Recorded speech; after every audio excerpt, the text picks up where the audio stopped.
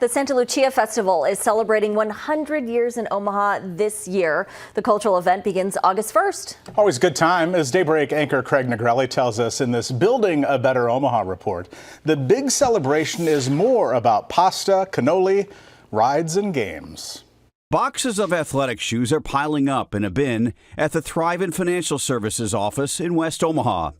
Over at a church near downtown, in another bin, somebody has donated a brand new pair of pink sneakers and some sharp-looking New Balance running shoes. This is really a highlight of our 100th festival to make sure that we are actively improving the lives of the people around us. The Santa Lucia Festival Committee in Omaha is marking a century of Italian-American heritage by leading an effort to gather 500 new pairs of footwear for children whose families might not be able to afford such an expense.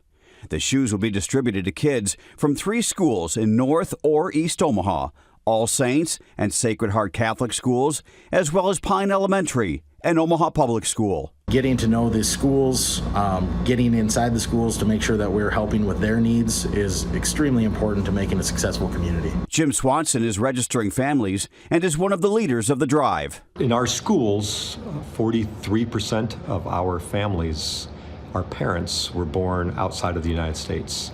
So they come to the United States with lots of challenges, language, culture. This is video provided to us by the Festival Committee of a similar program in another city that Omaha is pretty much trying to replicate. It's a wonderful opportunity for the kids to feel like they are special. We want to be there to support and help encourage and let them know that they are part of our Omaha family. If you would like to donate shoes, the bins will be available for drop-offs at several locations, including St. Thomas More Catholic Church at 48th and Grover, the Sons of Italy Hall on South 10th, and the Thrivent office near 114th and West Center until July 15th.